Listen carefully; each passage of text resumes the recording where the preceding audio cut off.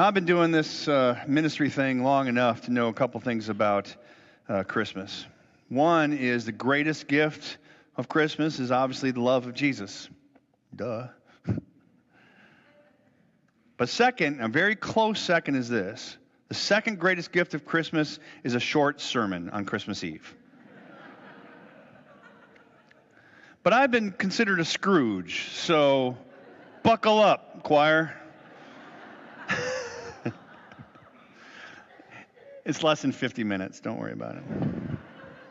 You know, I've told this joke before, so those of you who've heard this, you can just take a nap. But Jesus asked the people around him, he said, "Who do you say that I am?" And they looked him dead in the eye and he said, "You are the eschatological manifestation of the ground of our being, the ultimate charisma in which we find interpersonal relationship." And Jesus looked unto them and said, "What? What are you talking about?" Now, I'm a pastor. I love theology. I love talking about deep, complicated issues of faith and grace and all these great things. But sometimes as a theologian, as a pastor, as a person of faith, we have to realize something, that maybe this isn't as complicated as we make it. It's not rocket science. There's a beauty and simplicity in the birth of Christ. God's relationship with us is a cosmic mystery of why a God like God, whom we worship, would care enough about us, you and me. In all of the cosmos, we are but a speck. And yet God loves us unconditionally and eternally. God knows us and takes time to know us. God can count the very hairs on our head. Though we turn away from God time and time again, God is faithful in God's covenant to us to love us, forgiving us innumerable times. It's mind-blowing that there is no way we can comprehend this kind of just amazing love, so perfect and so real. Left to our own devices, we would not understand this perfect love. We are so finite and, let's face it, so minuscule in all of creation that God had to bring this mystery to our level so we could understand what God is doing with his love. And what better way than through a child? Jesus, born into the world as an infant, is a symbol of God's grace, peace, love, and joy and hope. All the things that God offers us. An infant symbolizes love. A baby trusts parents, becomes calm when held in a parent's arms. And we can honestly say there is no greater love than a parent has for a child. That's like our God, our parent. And then infant represents peace.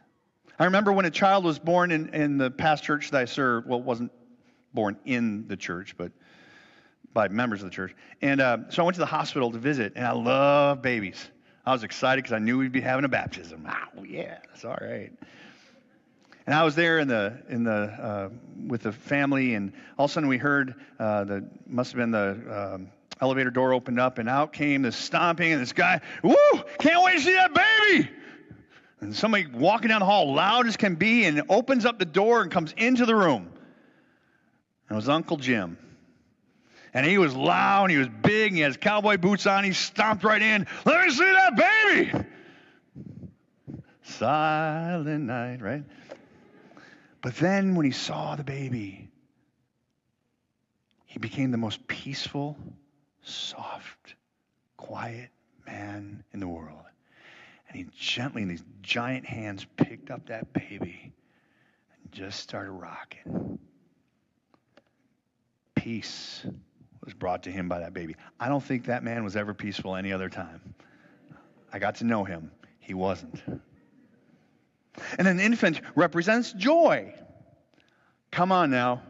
If you had a baby right here, oohing and cooing and eyeing at you and smiling, what are you going to do? You're going to smile right back. And we tough people here, we're going to go, "Oh, yeah, baby, goo-goo. Yeah, that's right." Joy. And an infant represents hope. Whole life ahead of them. Nothing holding them back. No baggage yet. Just Go. Be who God intended. The hope of possibilities to come. Now, we can never offer this kind of love that God is sharing with us, or hope, or peace, or joy. But we are still invited to be part of this story, this Christmas story of Christ in the world. We are offered an opportunity to participate in this love, hope, peace, and joy. For us, our part truly is not rocket science. Love. Just stop judging people. Stop judging their looks, how they don't meet your standards at things. Don't judge them for their politics. Just love them for who they are. And if that's hard for you, start with just one person. Maybe for some of us, we have to start with our own kids. Just start. And then keep going and growing in that until you love more like Christ. Joy. Here's an easy one. Smile. Have you ever met that person who just doesn't smile? They walk in the room, they're always grumpy. You give them a gift, and it's like, thank you. Real nice to have it. Oh. Just smile. It's contagious. I was walking around my neighborhood. So I'm new to this church and to this community. And I live over there in the Furlong area. And so if any of you are around there, I did some walking. And as I'm walking out there, I came by a lady who was also walking. She was walking her dog. And I smiled and I said, hello. And she kind of went, whoa. She literally just kind of went, and walked around me.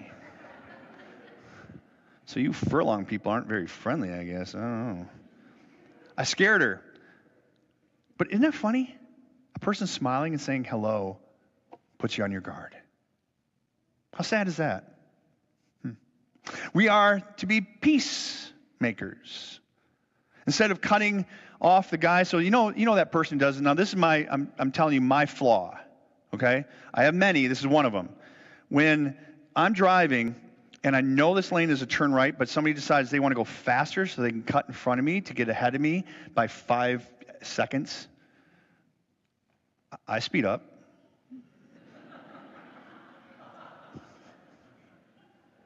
I do. Forgive me. But maybe instead of doing that, I can just smile and wave. A good friend of mine once said, maybe that person's spouse is in the hospital and they're rushing to get there. Oh, thanks a lot. There's a lot of guilt on me. We're meant to be people of hope. Do you ever just give something spontaneously to somebody just because? A smile, a hug, a practical gift? One of the things that I picked up from somebody else, and I try to do every Christmas season, is if I'm in the grocery store, if I see somebody that I think may be on more difficult times or have a lot of kids distracted, just seems stressed, I'll try to sneak and whip my credit card through their credit card thing and pay for their groceries, and I'll tell don't tell them, and I'll walk away. I did that. Finally found somebody, and I did that already this year. And as I was walking away, I heard a woman saying, "Hey, can I buy the person's groceries behind me?" I'm like, wow, that just doubled. How cool is that, right? One person doing a small act of kindness, that person saw it and said, I want to do that thing too. Now, I think my bill ended up, as I saw it on the credit card statement, was like $18. I think hers, they had like 4 carts, so I felt bad for them. Can we give some hope, even in the smallest ways? I end with this story. I just think it's one of the best. There was a church that was doing a pageant with the kids, and they had a young boy who had developmental issues. And so he couldn't do a lot of lines. He couldn't remember them. He couldn't do a lot of movement and that kind of thing. So they made him the innkeeper, and so they gave him one line that he could practice and get really good at. And so he was so excited, and his parents came just excited that he had a role in the part.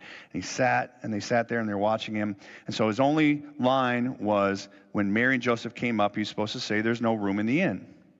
There's no room in the inn. So he practiced at home, got there. And Mary and Joseph in the play came up to him and they said, wanted to get in. And he looked at them, and with only the heart of this young man could do, he said, "You can have my room." And he meant his bedroom at home. His heart took over, and instead of being the part, he gave love. It's not rocket science. Christmas. Love, peace, hope, and joy. Give it to the world.